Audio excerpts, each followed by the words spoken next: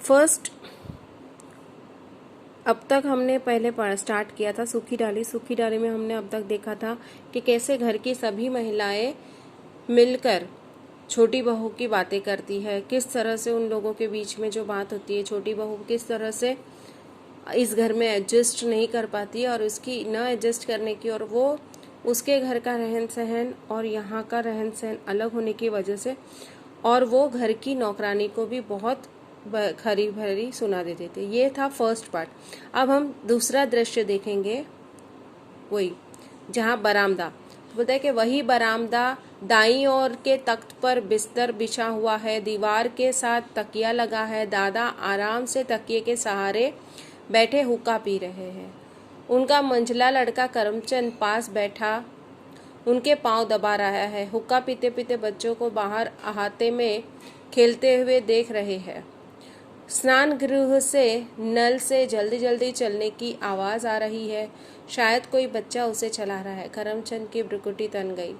पर्दा उठने के कुछ क्षण बाद तक नल के चलने की और हुक्के के गुड़गुड़ाने की आवाज आती रहती है। फिर कहते हैं कि वही दृश्य, वही बरामदा है, वहाँ पे बिस्तर बिछा हुआ है, वहीं दीवार से लगे हुए तकिए के सहारे दादाजी आराम से तकिए के सहारे बैठे हुए। दादा मतलब वो घर के बड़े होते हैं। वो पहले भी हमने डिस्कस किया कि पहले के ज़माने में पहले के बड़ों को पूरे घर को बांधे रखने की ये रहती है। और वो हुक्का पी रहे आराम से, और उनके साथ उनका मंझला लड़का करमचंद यानी परेश का बैठा है, पाँव दबा रहा है। हुक्का पीते पीते बच्चों को उधर खेलते हुए देख रहे हैं। और बोलते हैं कि बाथरूम से, स्नान गृह मतलब बाथरूम से पानी गिरने की आवाज आती है। ओके, तो ये सब आवाज सुनकर ये बच्चे करते रहते हैं। तो ये करमचंद की भ्रुकुटी तन जाना मतलब वो थोड़ा गुस्सा हो जाते हैं।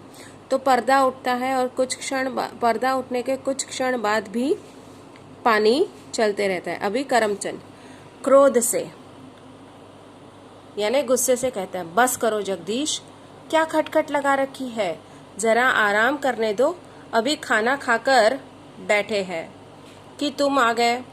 दादा हुक्के की नली को हटाकर उधर देखते हुए, नहीं नहीं खेलने दो बच्चों को। बच्चे हंसते हैं।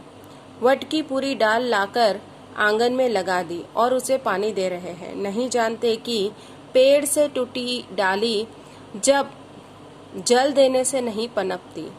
हुक्को गुड़गुड़ाते हैं। फिर नली छोड़कर करमचंद से, मैं कहा करता हूँ ना बेटा कि एक बार वृक्ष से जो डाल टूट गई उसे लाख पानी दो, उसमें वह सरसता न आएगी। और हमारा यह परिवार बरगद के इस महान पेड़ के भांति ही है।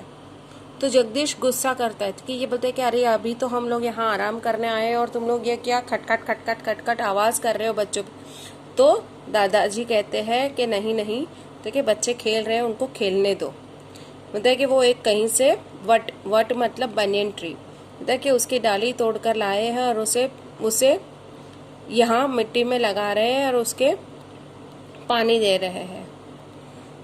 तो वो कहते हैं कि मेरा कहना है ना कि बेटा वट वृक्ष से टूटी हुई डाली उसे लाख पानी दे दो। मीन्स बोलता है कि एक ब्रांच अगर पेड़ से अलग हो जाए तो उसको कितना भी पानी दे दो, बोलता है कि वो पनपता नहीं, मतलब वो वापस ग्रो नहीं होता है, उसके रूट्स मजबूत नहीं होते हैं।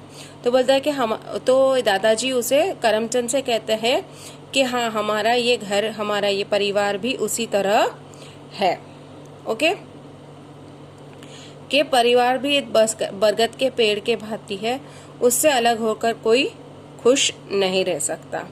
करमचंद, लेकिन शायद अब इस पेड़ से एक डाली टूटकर अलग हो जाएगी। दादा चिंता से, क्या कहते हो, कौन अलग हो रहा है? करमचंद, शायद छोटा अलग हो जाए। दादा, परेश पर क्यों, उसे क्या कष्ट है? करमचंद, कष्ट उसे तो नहीं, छोटी बहू को है।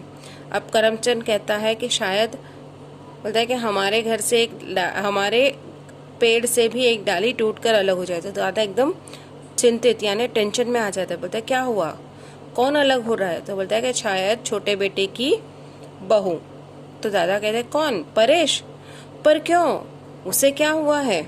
तो बोलता है, करमचंद कहता है कष्ट परेश को नहीं है, उसकी वाइफ को है।